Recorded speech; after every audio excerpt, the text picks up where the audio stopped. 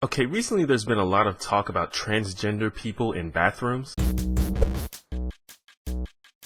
If you don't know what I'm talking about, recently the state of North Carolina overturned a law that would, among other things, allow transgender people to use the bathroom that corresponded with their gender identity. And in the same vein, over 1 million people signed a pledge to boycott the company Target because of their policy of allowing transgender people to use bathrooms corresponding with their gender identity. Now, I don't want to spend too much time on the bathroom thing because it seems like one of the major arguments is that people will pretend to be transgender in order to gain access into like women's bathroom to prey on women and children. And this is just stupid. For one, if someone wants to prey on women and children, they don't have to pretend to be transgender in order to do that. So targeting trans people specifically makes no sense. Secondly, there's no evidence that this is even really a problem. It's a harmful solution to a made-up problem. And if you actually give a shit about people's well-being, then you should actually support bathroom accessibility for trans people, because there actually is evidence that trans people are disproportionately harassed in public places. But from my perspective, these aren't the real arguments. The real issue here is that people don't understand or respect what it means to be a trans person. People talk about them like they're freaks of nature with mental instability. Either that or they're described like they're playing dress up or playing a character. There was this one article on the Fox News website that was like, would Target allow a 16-year-old who identifies as a 21-year-old to buy a 6-pack of beer? This, of course, represents a fundamental and probably willful ignorance about what it means to be a trans person. So we're going to talk about that. Now, as you probably know, I'm not a trans person, and I do not claim to speak from the experience of a trans person. But I do speak from the perspective of someone who listens and pays attention to the plights of people with different experiences than me. Anyway, so the main problem here seems to be that people still don't understand or acknowledge the difference between sex and gender identity. Their argument is kind of like, you can't identify as something that's different than what you were born as. But of course, when you say this, you're conflating sex with gender. You aren't born any gender except the one that was arbitrarily given to you by your doctor based on your sex, which is itself not always 100% clear. Your gender identity is determined entirely by how you feel. Now, how you identify can almost certainly be affected by your upbringing or your genetics, but at the end of the day, the only thing that directly determines your gender is your personal identity. Here's a thought experiment. Imagine if you met a magical leprechaun who said that you could have his pot of gold. The only catch is you have to live one day with different genitals. So for example, if you have a penis, you have to live one day with a vagina, and vice versa, and so on. Nothing else about you would change, just your genitalia. So if you were a man before, would you tell everyone that day that you were a woman? If you were a woman with a vagina prior to this magical encounter, would you feel like a man for that one day? Or would you just feel like a woman with a penis? I think it would be that one, because your gender is not determined by your genitalia. And you don't get to tell people that their identity is wrong. That's not how a personal identity works. Like, if I say I identify as a LA Lakers fan, you don't get to tell me, yo, you're not a Lakers fan, you were born in Boston, you're a Celtics fan. So yes, a 16-year-old can't identify as a 21-year-old because that's incoherent. If sex and gender were the same thing, then that might be a decent analogy, but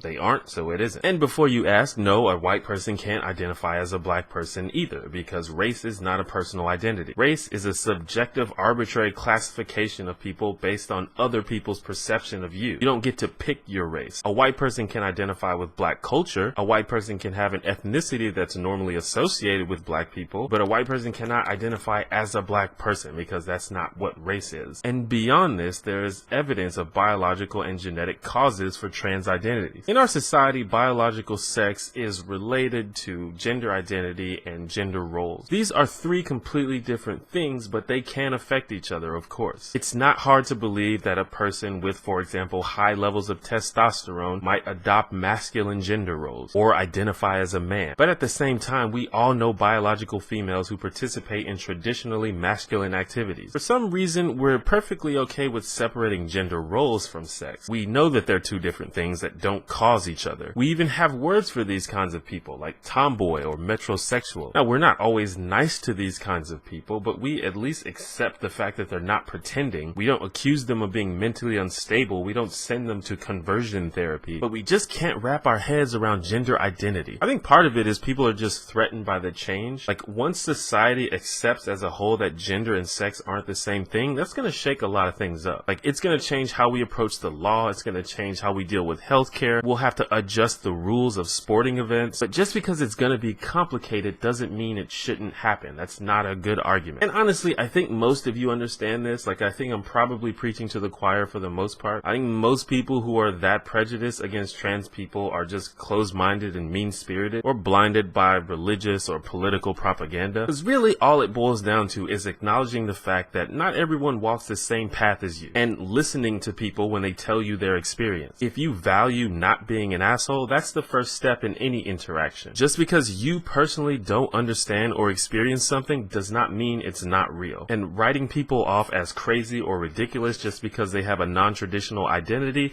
is condescending and ignorant. And that's all I have to say about that.